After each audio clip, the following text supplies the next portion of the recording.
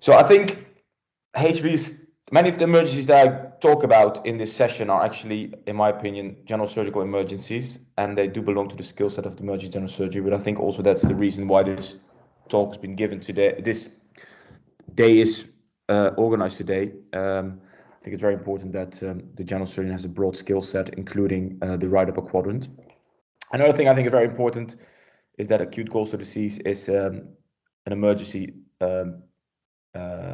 disease which needs emergency surgical treatment, and that's something that is often delayed, unfortunately. So I'll go over a few subjects.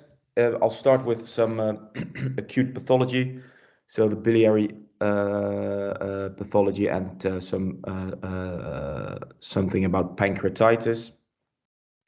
Then we'll talk shortly about some readmission, so people post cholecystectomy that can come in the emergency room as a readmission, but also the post-major HPB surgery, and that's basically, obviously we'll go into a little bit more detail, but as we are the HPB center, many of our patients come from far afield, and they could be representing themselves in their local hospital, which doesn't have an HPB surgeon, but they might still be just a week after or 2 weeks after discharge from a major hepatobiliary resection.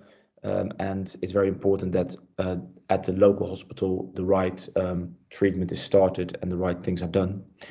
I'll talk a little bit about trauma and injury of the duodenum, liver, and pancreas as well. So, I mean, this slide is basically to obviously remind everybody that no matter what the underlying cause is, HPB patients or biliary patients with emergency admission, that the rise in the hepatobiliary tract can be quite unwell. An acute cholecystitis can be really unwell when he has biliary sepsis, but equally patients with pancreatitis, but also with post-op complications, they often present quite unwell. So every patient needs urgent proper resuscitation with the proper fluids. If they're septic, they need antibiotic started as soon as possible. But this is all ABC of surgery basically, and I just wanted to remind you that every patient, that sort of every presentation, sort of we talk about today, they all need a proper initial assessment first, no matter what the underlying cause is. So acute biliary presentations, well, the very common one of is biliary colic. I won't really discuss that in this talk because that is not really, I feel, something that we need to talk about at length. I'll talk a bit more about acute cholecystitis. I'll briefly mention something about the common bile duct stones, the initial management of acute pancreatitis, and I'll briefly have a slide about gallstone ileus and what's the best way to manage that. So complicated gallstone disease, actually, if you look at all the patients that have gallstones, or people that have gallstones, most of them are not patients, less than 5% of asymptomatic patients with gallstones develop complicated gallstone disease, so that's not much. It also comes down to the fact that most people who've got gallstones found as an incidence actually don't need a laparoscopic cholecystectomy done. So obviously the diagnosis is made by history of the patients, the blood, a physical examination, and then there's several imaging studies, especially for gallstone disease. I think ultrasound scan should still be sort of the cornerstone of gallstone disease. That's basically they're better at picking up gallstones than CT scans, and they will give you quite a bit of information about the gallbladder. If the wall is thickened more than 5 millimeters, if there's fluid around the gallbladder, if there's many stones, you could even see impacted stones. You could even see dilated common bile ducts if the ultrasonographer does a good job. And so there's many things one could see on an ultrasound scan, and a CT scan is actually not always necessary. But I realize that in modern days with emergency physicians, that often the patients get presented to us with the CT scan already done. But equally, when the CT scan doesn't show gallstones, but you still feel like there is a gallstone pathology underlying it, it's worth getting an ultrasound scan to prove their gallstones. MICP is obviously more difficult to get, but in patients that have that are jaundiced, that might be a test you want to get. However, sometimes on a CT scan you can also see a small stone in distal duct. Endoscopic ultrasound is obviously not done in the acute setting, but can be used for patients that have gallstone disease, but an MRCP doesn't show CBD stones, but you still suspect them. You can do that as an outpatient. ERCP and HIDA scans are obviously also tests you could do, but they're both not really done in the emergency setting. So acute cholecystitis happens in 20% of the patients with recurring biliary symptoms, but they're only just at 5% then.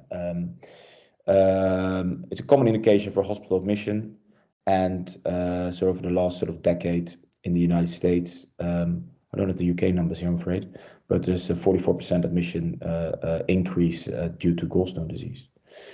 And our sort of current treatment is mainly based on Tokyo guidelines, and they were revised in 2013 and 2018. So basically what they do is they identify three grades of gallstone disease, and I put a line around the first two, and I think these are the patients that need to go for an acute cholecystectomy. Grade 3, obviously these patients are much more unwell. As you can see, they need cardiovascular support, and they might be their Glasgow coma score might be decreased. They might have multi-organ failure. So these are things that you need to sort out first, because that would be dangerous to bring these people to surgery. But the grade 1 and 2 are patients that should really have an early cholecystectomy, in my opinion. That's also what the Tokyo guidelines state. Even the ones in 2007 said soon after hospital admission, and that's within the admission. It's not after discharge. I appreciate this slide is a bit says it a bit weird, but basically it's soon after they are admitted in hospital as soon as possible. They need to get their gallbladder done. And then in the revised guidelines in 2013, they said ideally within 72 hours after onset. And it's supported by good evidence as well.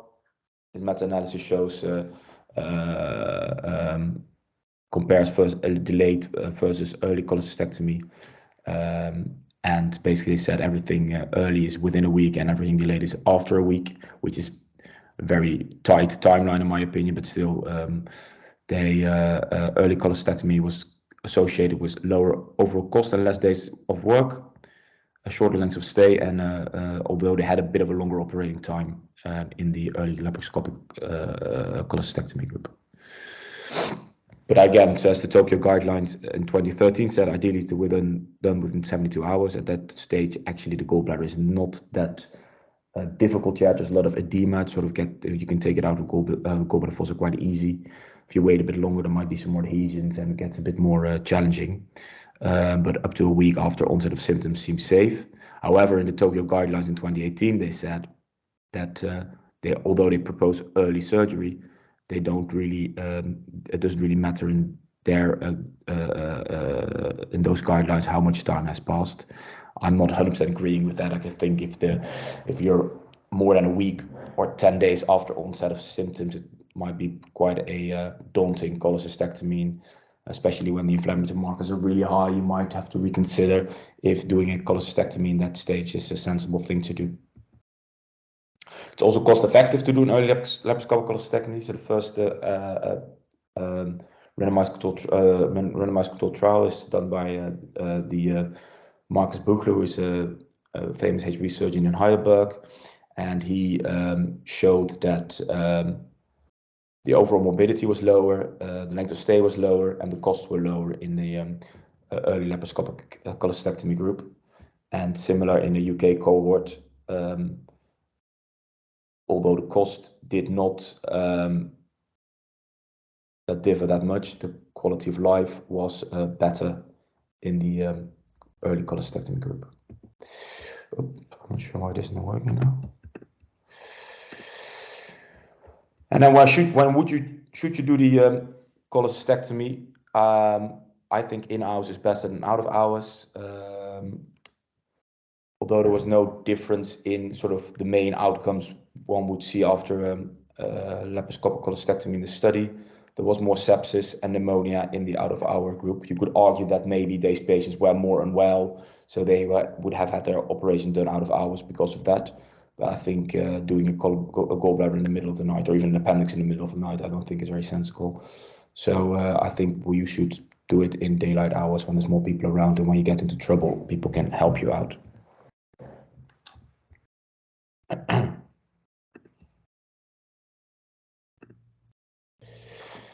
But then there's always the group that is too unwell for surgery, so the grade 3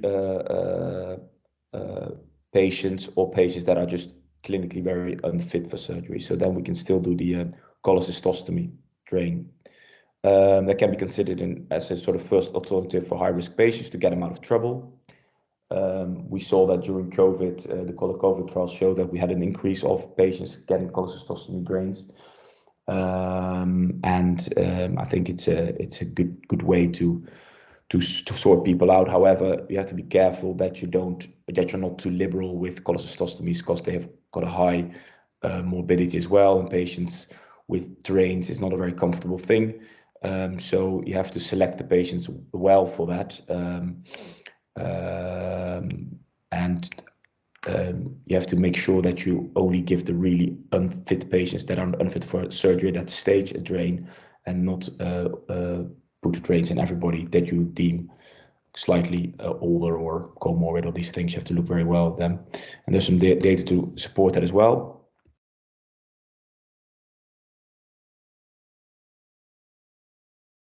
So they had a randomized controlled trial done in the Netherlands, the chocolate trial, where they randomized 142 patients between early lab coli or a percutaneous drain, and there it said that, and then they deemed the patient high risk if they had an Apache score of 6 or higher, which is quite a low threshold in my opinion. So that's a little bit of criticism to this study. But equally, their mortality was lower in the mortality was not lower, it was equal, but major complications were lower, reinterventions were lower. Recurrent biliary disease, obviously we don't have a gallbladder anymore, there's less likely to have recurrent biliary disease, and even and also the length of stay was lower in the early cholecystectomy group rather than the cholecystostomy group. But still, there will be a group of patients that will never be fit for surgery, and I think those patients do need an alternative to their. They will need an alternative to cholecystectomy. This is a study by the same group as the chocolate trial, where they reviewed patients that were older than 70 and had a cholecystectomy. And there's a morbidity in that group of 24% and a mortality even of 3.5%. Having said that, there is another study published in 2019 that showed a 15% mortality in elderly with a cholecystostomy. So people who are elderly are obviously high risk regardless of not doing great after these kind of biliary events. But there are alternatives, I think, as well. You should consider. So one of the things which is easily done is an ERCP as sort of a definitive treatment for elderly patients that have recurrent biliary problems. Because sometimes just relieving the pressure of the biliary system will help them stay out of trouble for future events. If patients are unwell, you could, but these are more you need skilled endoscopic gastroenterologists for these procedures. You could go similar to an ERCP, but where you put a drain into the cystic duct and into the gallbladder and drain it that way. And the last thing that we're now BRI trying to explore is if they can't put a stent, like a hot access stent, between the duodenum and the gallbladder as sort of a definitive cholecystostomy, but then an internal one, because that would get unfit patients out of trouble for pretty much for good, basically, without having them have a drain that sits percutaneously, and was obviously a nuisance for patients. And we're just recently looked at our own numbers to see who can benefit, and there is indeed a cohort of elderly patients that had a cholecystostomy in our cohort but never went on to have a cholecystectomy. So these patients could potentially benefit from for gallbladder drainage via the duodenum with a hot access stent, because that gets them a definitive treatment. You make sort of a fistula between the gallbladder and the duodenum, via which the gallbladder can drain. The patients that are unwell because of they're young and fit otherwise, and should be surgical patients when they recover, I would not consider this treatment for them, but I would consider a regular cholecystostomy for them, because I think doing a cholecystectomy in a patient who has a drain sitting between their gallbladder and their duodenum is going to be quite a challenging operation. So it might be for that group of patients that will eventually be fit, but that's due to sickness are just very unwell. Just give them a cholecystostomy drain and bring them back 6 weeks after they recovered for a laparoscopic cholecystectomy at that stage and removal of the drain at the same time. Now, you obviously have the common bile duct stones. Well, you could argue there's a timing of endoscopic or of ERCP, obviously. I think if the stones are obstructing and you have cholangitis, then the stones need to be removed. You could argue that a small stone can wait a bit longer, so it can be done as an outpatient ERCP. But obviously in the setting of cholangitis and jaundice, then you need to act upon that directly. Then there's this, the case of when would you then do the lap chole after the ERCP, and what can you do? Can you do a combined procedure? And obviously you can do common bile duct expiration for a subset of patients. It's, however, also something one needs to set up properly in your center. I think some centers, I think Bath and also Torquay have quite a good setup with bile duct expiration, where you, with patients who would have stones in the common bile duct but are not cholangitic and they're not massively obstructed, you could potentially take the stones out at the same time as the cholecystectomy. Regarding the timing of lap chole after ERCP, again, for that it's you have to do it as quickly as possible after the ERCP, which is logistically obviously challenging, but there is a study here done in 2010 where they showed early laparoscopic cholecystectomy versus delayed cholecystectomy after common bile duct stones. And although there's no significant difference in surgical outcomes, so no increase in bile duct injury or conversion to open, etc., there's a clear decrease in the early group of recurrent biliary events, which you can easily imagine. If the gallbladder is not there anymore, you can't have biliary events anymore. So that's a good, another good reason to take the gallbladder out as quickly as possible after one has done the ERCP. But I appreciate that in most hospitals this is logistically quite challenging, because then you have to sort of link up your endoscopy service with your acute surgical service. So it all comes down to having good gallbladder pathways, I think, for that. And many of those centers in the region will probably be enrolled in the Quick Quality Improvement Project at the Royal College of Surgeons, but they're trying to set up a sort of way for hospitals to do acute gallbladder surgery for this big group of patients we're talking about. Finally, the gallstone ileus, that's also an emergency operation. Obviously often needs a emergency laparotomy, and then if the gallstone, either you need to resect a little bit of bile or do an enterotomy and close it again. I think there is not much difference in either way. I mean, if the bile looks really manky, then obviously you would resect it and just make a small and make an anastomosis.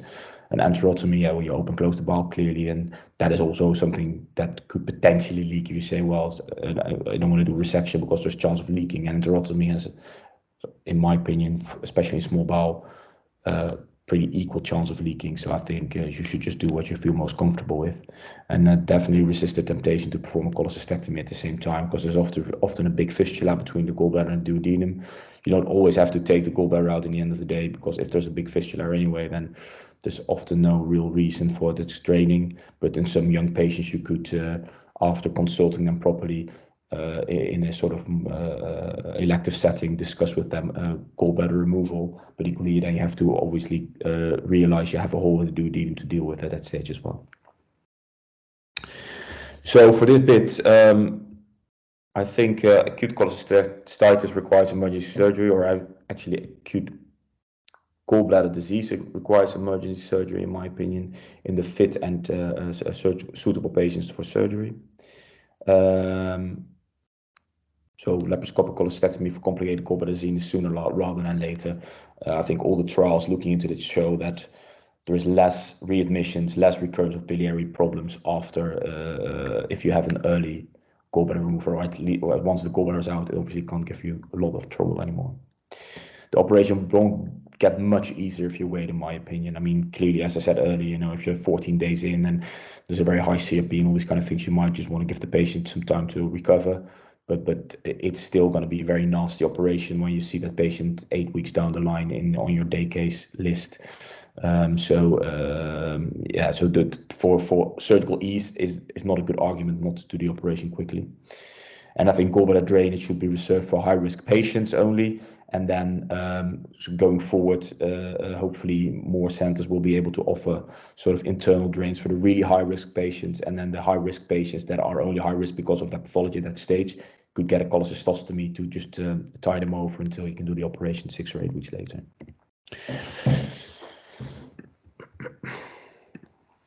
So acute pancreatitis is mostly caused by gallstones.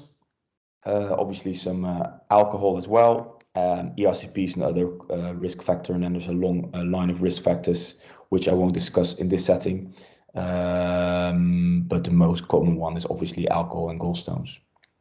Luckily, most of the patients who present with pancreatitis have mild pancreatitis, up to 80%, and with just the conservative management initially will leave hospital quickly.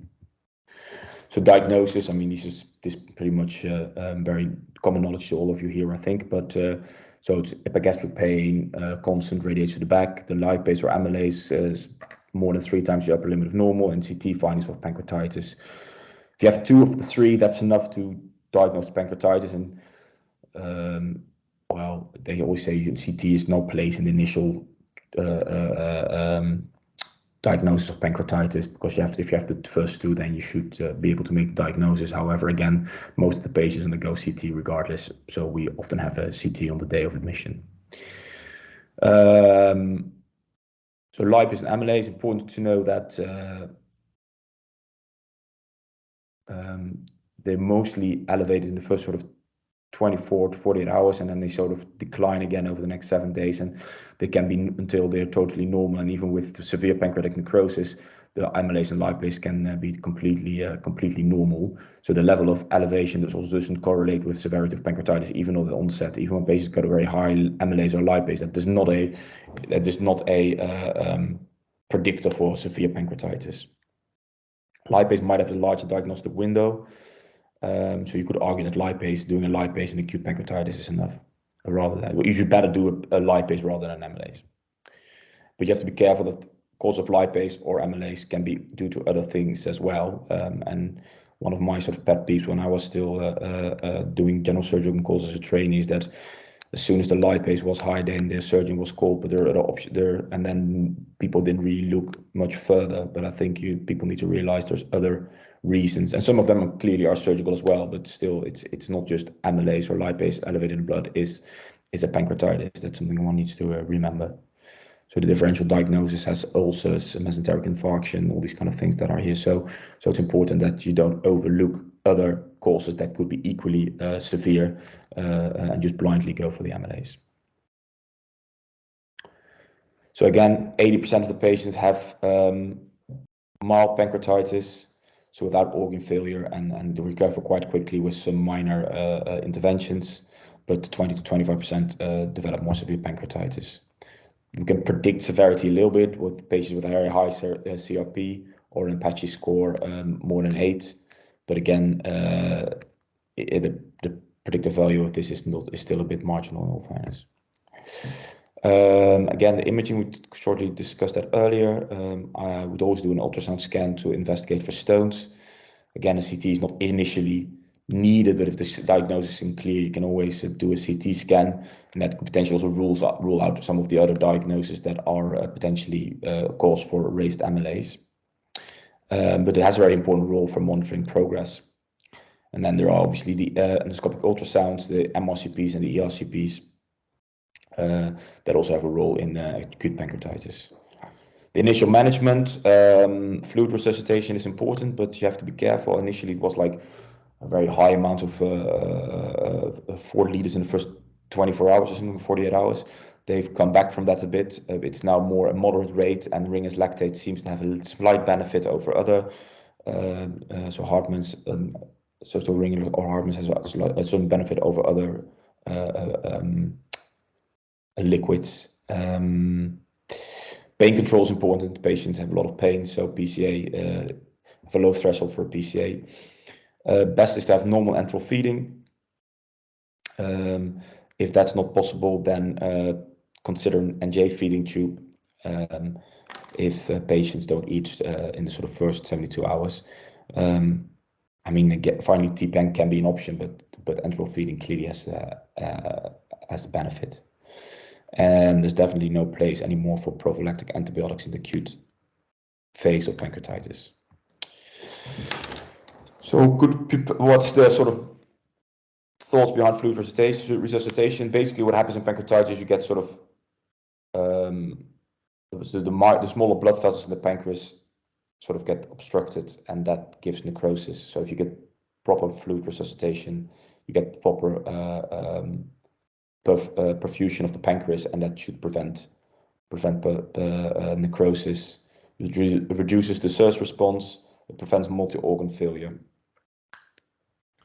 And it obviously you have third space losses and all these kind of things as well. So you need to correct for that as well.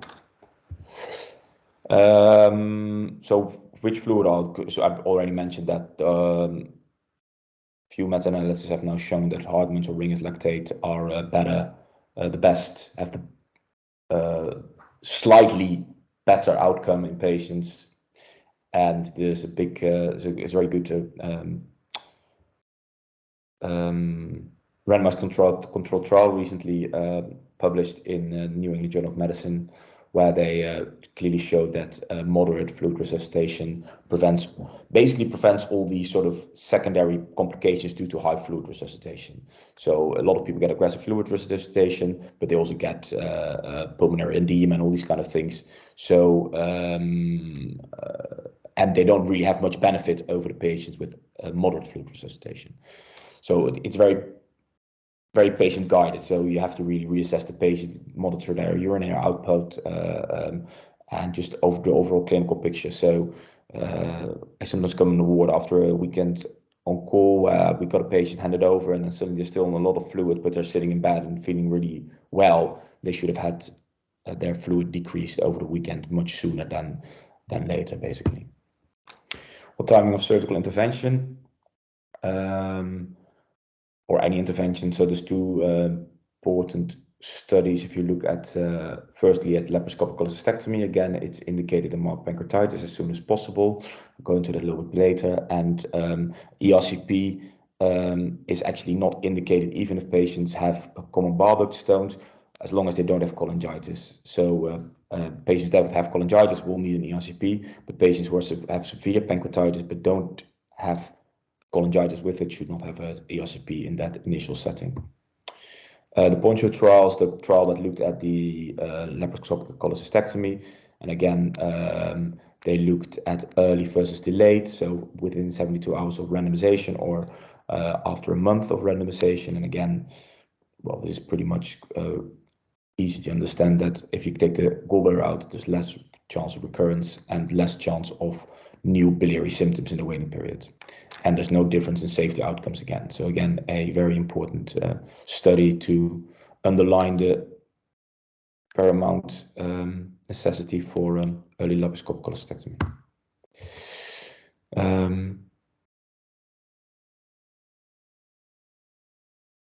Well, it's slightly cost effective. Well, I can't remember where I put this in. So acute mild gallstone pancreatitis should ideally undergo lap chole on index admission or within 2 weeks or so after onset, if that's logistically easier. So complication of acute pancreatitis. I don't know how I'm doing time-wise. So obviously all the systemic complications, multi-organ failure, SIRS, pancreatic necrosis. You can have pseudocysts, pseudoaneurysms, and these things could all need acute intervention of some sort or other. So initially there will be non-organized fluid around the pancreas in the early phase. There's nothing you can do about that. You can't drain that. There's no real target to drain, and you really have to wait till these fluid collections become more organized before you start intervening in these. Again, the pancreatic necrosis, I've sort of discussed why that happens, but it still has a relatively high mortality of 40%. It's mainly it's mainly caused by sort of secondary infection of the necrosis. This you can see here. There is some more severe pancreatic fluid collection. Again, you could argue that it's not completely organized yet. You can still see a little bit of sort of pancreas that is still enhancing, and maybe some pancreas here, but a lot of the pancreas is all necrotic here and there. But it's still, this is a relatively early scan, and if I would see that scan, I would still advise not to do anything at that stage. So the management of infected necrosis, again, before sort of early 2000s, they still did laparotomies for that with a very high mortality rate of more than 50%. But there's a few pivotal trials that were done in 10 years ago, showing that sort of a step-up approach versus an open necrosectomy is much better, and a step-up approach being first you drain it first, either percutaneously or endoscopic, and then perform necrosectomies via that way if needed. So you admit the patients, CT scan, confirm the diagnosis or not, and you just follow the patients up with CT scans, and then either the patient gets really unwell and you need to do something, you can then still stick a drain in it, or if you do have the time, you can sort of delay it by just supporting the patients. Otherwise, you wait till the fluid collections are a bit more encapsulated, so they will really hold their drain in these mature collections. And then you leave the drain in, and as long as it drains well, it drains well. And if the patients get better, they might not need anything done. But if the patients still remain in the need for more interventions, you can then start thinking about necrosectomies. So it's basically delay, drain, debride is sort of what we currently say in acute pancreatitis.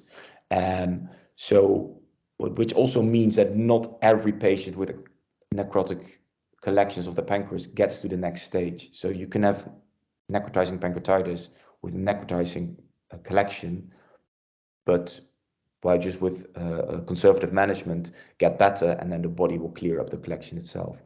So that's then you're in your delay phase, and some people in the delay phase will never go to the drain phase.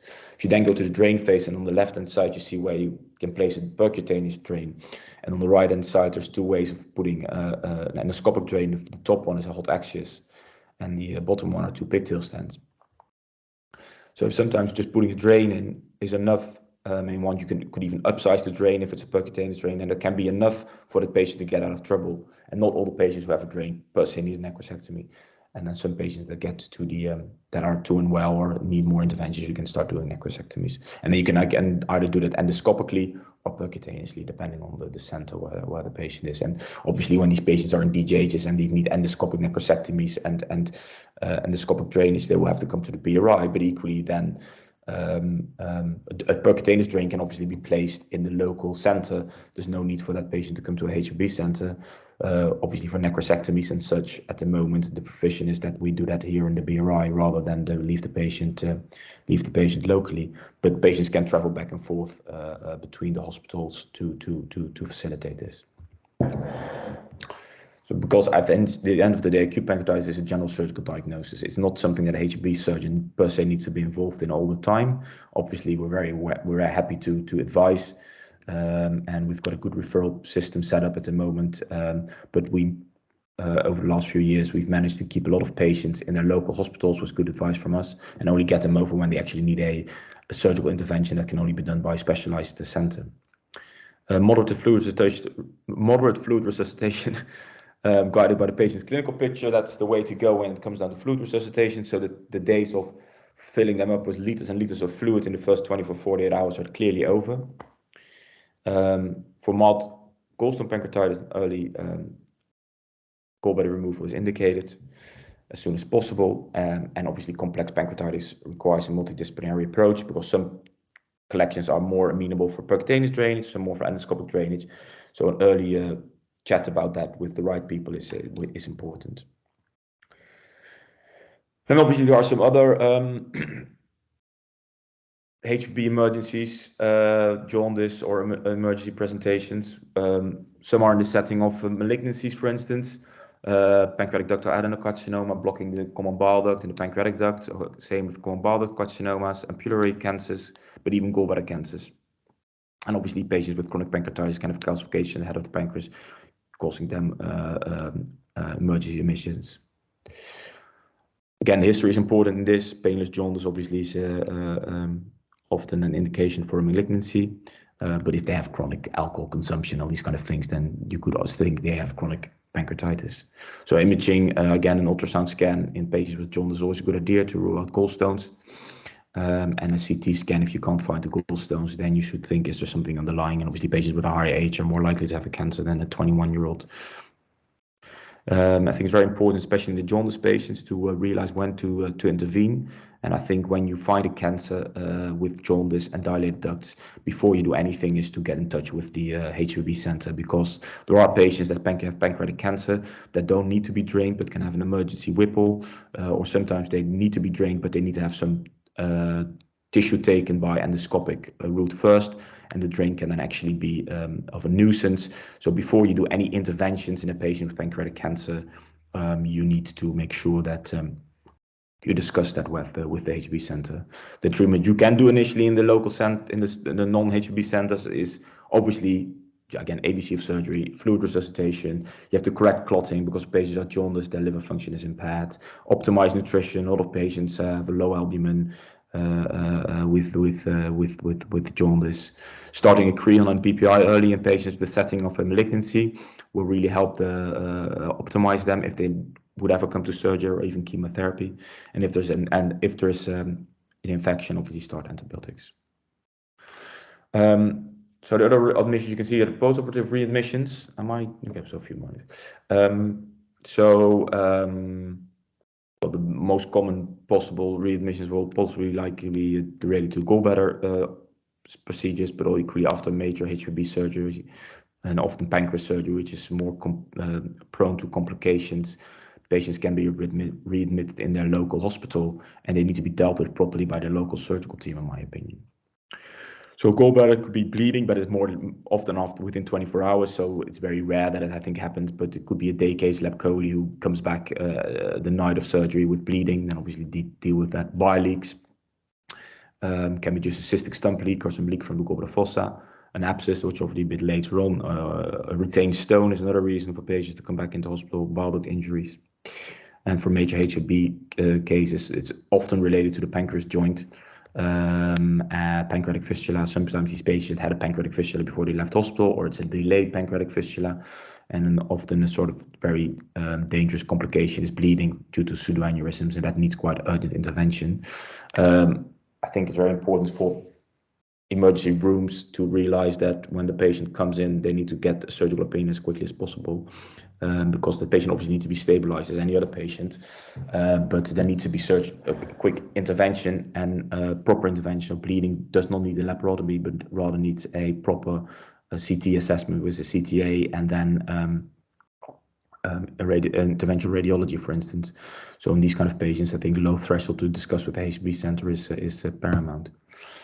Again, post-gallbladder surgery, I think imaging should be done, including arterial phase, because if there's bile duct injury, there can be associated right hepatic artery injury, which one needs to rule out or prove. Obviously, if you think there is a proper bile duct injury, then imaging of the bile duct indicate. You could do an MRCP that will often show you the injury, but equally an ERCP can be done, which is sometimes also be used as a treatment tool, because if it's a cystic stump leak or a gallbladder fossa leak, it sometimes just sticking a plastic stent in will be more than enough, combined with a washout and a drain. Sometimes just a percutaneous drain would be enough to deal with the biloma, but sometimes a laparoscopic washout is a bit better. And when do you really need to refer to a HPB center? I think if you can prove it's just a gallbladder fossa leak or a cystic stump leak, I think a surgeon doing laparoscopic cholecystectomy should be able to deal with those themselves. But obviously, when it's a more extensive bile duct injury, then a discussion with the HPB center is warranted, and the plans can be made for either transfer or delayed transfer. Can the major HPB patients after resection, again, early involvement of the surgical team? Not so long ago was involved with a patient somewhere where the surgical team was only called 11 hours after the patient was admitted, and then I was called quite quickly by the surgical team, sensibly enough, but the initial team seeing the patient should have got the surgery involved much quicker. This patient unfortunately did not survive the complication because I think there was a lot of delay in patient care. So early involvement of surgical team is important in any post-op patient. And again, imaging is a triple phase CT scan of these patients is important. You can see leaks, you can see the collection of a leak, you can see pseudoaneurysms, all these kind of things. So getting a CT triple phase is important.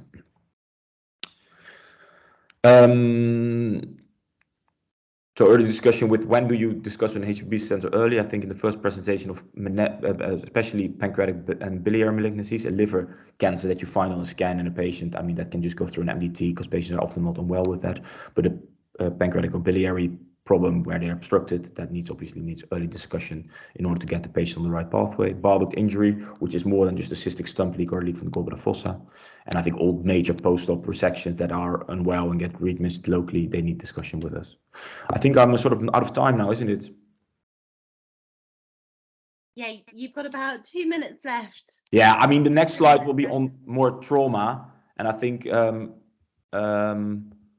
I could quickly discuss iatrogenic duodenal injury, but I'll leave the liver and pancreas trauma for another time. Yep, sounds good. Yeah? Okay. Yeah. So iatrogenic duodenal injury is often caused by endoscopy, where they make an injury with the scope. Often they find that out during the endoscopy and they can fix the problem themselves with clips or some other things, but not all injuries are either found during the initial procedure, and some are too big to fix endoscopically. So it's very important to know when to intervene surgically. I think sort of the well, basically, if there's a contained perforation in a very stable patient, you could, or a small, just some retroperitoneal air or some periampullary air, and the patient is really well, you can just start with conservative treatment with just sticking them on a nail per mouth and IV fluids and antibiotics, give them a PPI, obviously, and G-tube, all these kind of things. Minor perforations, they should be able just to be low. Again, a minor perforation, especially sort of on the outer curve of the duodenum, that's something that should be, again, managed by a local surgical team. That's no real need for an HPB surgeon to get involved. And it can just be repaired with sutures. A more difficult repair, obviously, I can imagine that not all general surgeons will feel very comfortable doing run-wide reconstructions and all these kind of things. I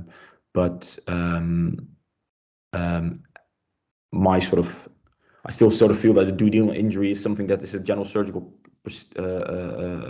pathology and should be dealt with locally. And every surgeon should feel relatively comfortable at some stage looking around the duodenum, doing a cockerizing the duodenum to look at. So if a patient has a retroperitoneal collection and it's big, then you still need to do something, and you really need to go look for it, and you have to open the retroperitoneal space by doing a proper cockerization, where you expose the entire IVC and see the left renal vein and such, in order to drain or maybe repair an injury at the posterior aspect of the duodenum. And sometimes you even need to do a Cattle-Brage maneuver to get to the duodenum. But, well, yeah, there's obviously different people think different things, but you could argue that, you know, if you're a general surgeon, you should still be able to do these kind of procedures. Good. I think that's it for me then. Otherwise, yeah, liver trauma I'll leave then for what it is. Is that okay? Does anybody have any questions?